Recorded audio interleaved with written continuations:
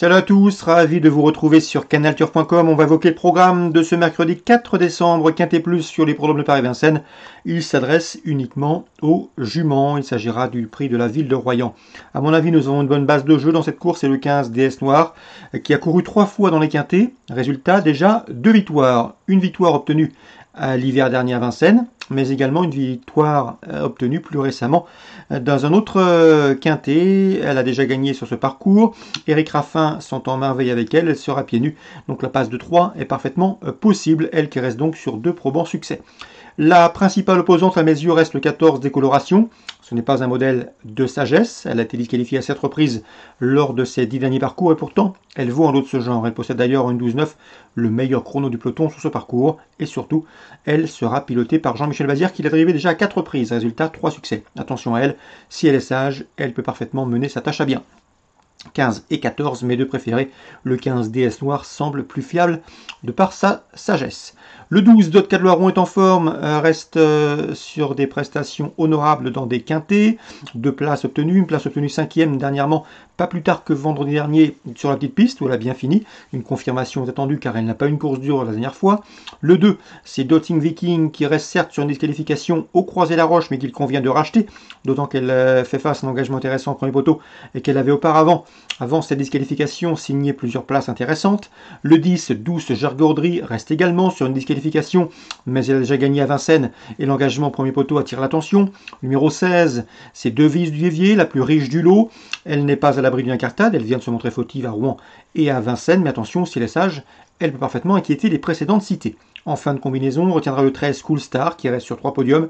Le dernier en date obtenu une 3e place vendredi dernier dans le quintet prix Hilda où le devançait Dot Cadloiron. On garde également le 4 de la Chenevière qui a des références à faire valoir en province, moins à Vincennes. Mais sa victoire à Bordeaux fin octobre attire également l'intérêt. Elle sera pieds nus, sachez-le. 15, 14, mes deux priorités. Ensuite le 12, le 2, le 10, le 16, le 13 et le 4. 15, 14, 12, 2. 10, 16, 13, 4.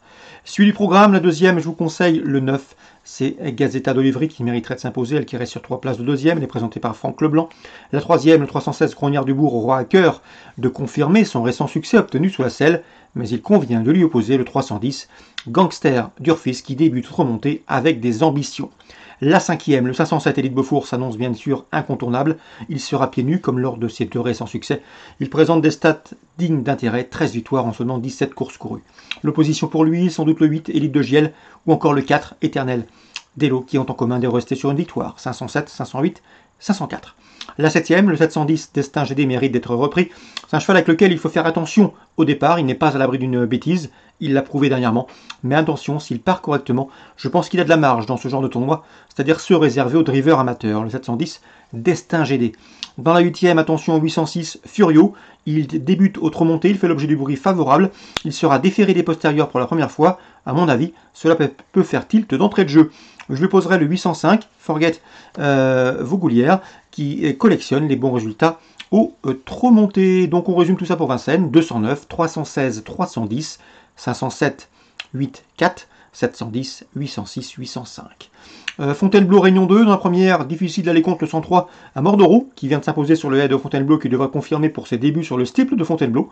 On lui opposera le 101 Rock d'Opale pour sa régularité. 103, 101. Thierry Pochet confiant avec le 203 Gazelle Gémoise qui vient de s'imposer sur l'hippodrome d'Angers, sur les haies d'Angers, qui devrait confirmer ici, il est resté au mieux. Il en escompte une confirmation, notez qu'elle apprécie particulièrement le terrain lourd.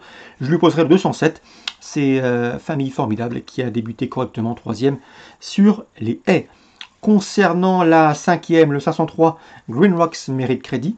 Le cheval a gagné sur ce parcours à l'occasion d'une sortie sur ce même parcours, donc des 3006 steeple de Fontainebleau, c'était le 18 novembre. Une confirmation logiquement attendue face au 504. Dans cette épreuve, c'est Limpopoas qui est un cheval régulier. Concernant Vivo Réunion 4, quelques coups cœur à vous indiquer, 3 pour être précis. Le 208, c'est Brême Orange, le cheval est pieds nus. Sachez qu'il a d'excellents statistiques en étant déféré des 4 pieds.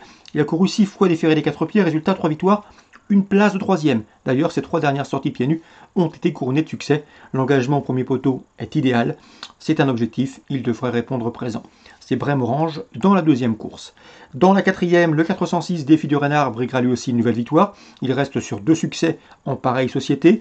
L'un obtenu à Vivo, l'autre sur l'hippodrome de Borelli. Il connaît le tracé, il sera pieds nus, donc comme je vous le disais, premier poteau, engagement intéressant, tout était réuni pour qu'il fournisse une nouvelle fois une performance de choix. 406 Défi du Renard.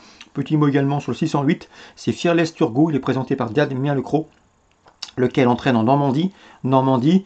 Vivo, cela fait un long déplacement. Le cheval reste sur de bonnes performances au trot monté. C'est la discipline qui lui sera donnée d'affronter ici.